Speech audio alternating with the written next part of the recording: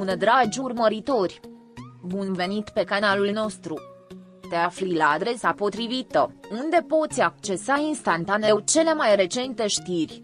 Schimbare în seria Can Sudere și Ibrahim Cielicol. Cine va veni? Într-o întorsătură surprinzătoare a evenimentelor care a lăsat industria divertismentului în suspans, despărțirea a fost confirmată în proiectul care a prezentat participarea stelară a lui Can Sudere și Ibrahim Cielicol, generând un val de zvonuri și speculații care au ajuns la fani și experți.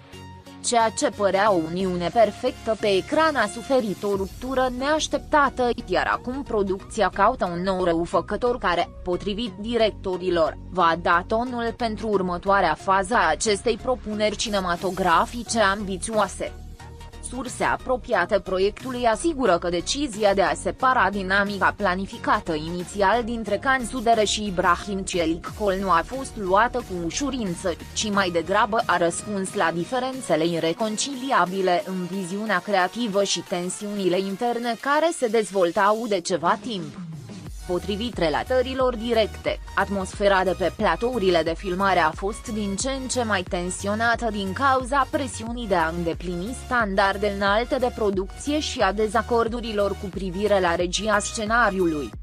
Ambii sunt artiști foarte talentați, dar așteptările proiectului și deciziile de ultimă oră au început să creeze o ruptură care a afectat chimia care odată părea atât de firească între ei, a spus un membru al echipei de producție care a preferat să rămână anonim. Ruperea din dinamica proiectului l-a obligat pe regizor să regândească structura narrativă, optând pentru reinventarea antagonistului poveștii. Ideea originală a contemplat o relație simbiotică între protagoniști și un răufăcător al cărui caracter ar reflecta conflictele interne ale cuplului. Acum, că această uniune s-a rupt, am decis să căutăm un nou răufăcător care să aducă o cu totul altă dimensiune, capabilă să genereze tensiune și să provoace protagoniștii în moduri neașteptate, a explicat unul dintre producători, subliniind că această schimbare strategică se înscrie într-o evoluție necesară pentru a menține prospețimea și originalitatea poveștii. În ultimele declarații, Can Sudere a fost rezervată cu privire la detaliile dezacordului, deși a recunoscut că procesul de creație a fost afectat de lipsa de armonie de pe platourile de filmare. Uneori, arta ne duce pe căi pe care nu le putem prevedea și, deși inițial a existat o viziune comună, diferențele creative au devenit atât de evidente încât a fost imposibil să continuăm pe aceeași cale. Ceea ce s-a întâmplat face parte din proces și ne-a obligat să regândim unele concepte, a spus actrița pe un ton melancolic, dând de înțeles că, în ciuda despărțirii, respectul profesional și personal rămâne intact.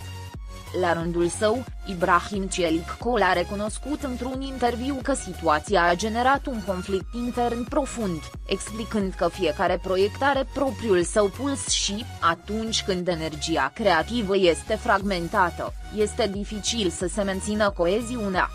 Această experiență m-a învățat că uneori trebuie să renunți la ceea ce nu funcționează pentru a trece la ceva mai mare și mai bun.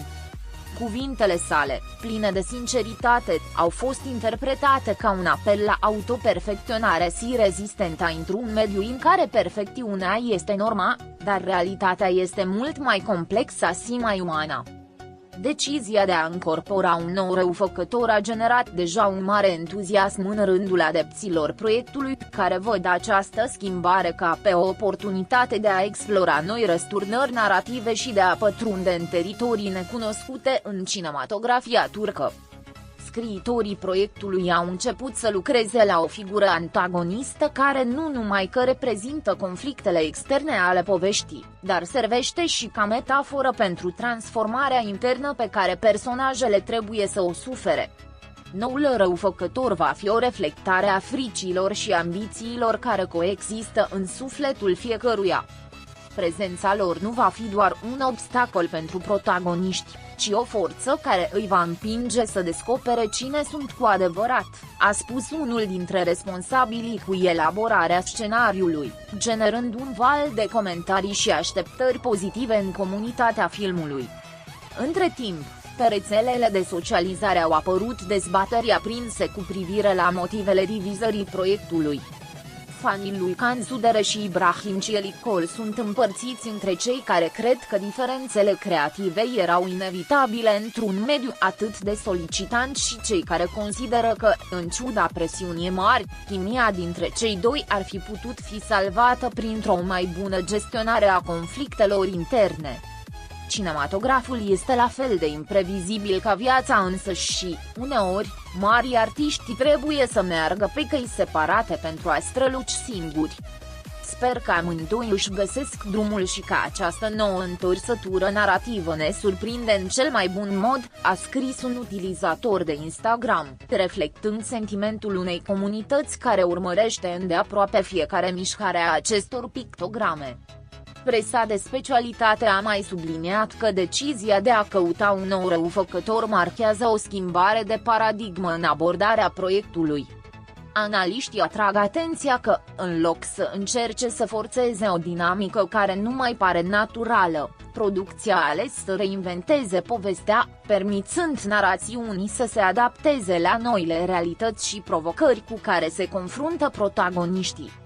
Această decizie este un exemplu clar al modului în care, în lumea cinematografiei, capacitatea de adaptare și reinventare este esențială. Nu este o pierdere, ci o evoluție care, dacă este tratată creativ, poate duce la crearea unei lucrări cu adevărat inovatoare, a spus un critic de film, invitând spectatorii să vadă schimbarea ca pe o oportunitate de a experimenta ceva nou și incitant. Pe scurt, separarea lui Can Sudere și Ibrahim Cielicol în proiect și căutarea unui nou răufăcător au generat mari așteptări și au evidențiat complexitatea relațiilor din lumea divertismentului. Decizia de a remodela narațiunea reflectă nu numai tensiunile interne care au apărut din diferențele creative și presiunea profesională necruțătoare, ci și hotărârea producției de a merge mai departe și de a oferi publicului o experiență cinematografică care, în ciuda eșecurilor, promite a fi inovatoare și incitantă. Pe măsură ce pregătirile pentru noua întorsătură a intrigii progresează și fanii așteaptă cu nerăbdare mai multe detalii, acest episod servește ca o reamintire a faptului că calea artei este, în esență, un proces de evoluție constantă, fiecare conflict și fiecare schimbare aducându-ne cu un pas mai aproape de a crea povești care surprind adevărata complexitate a vieții. Pascali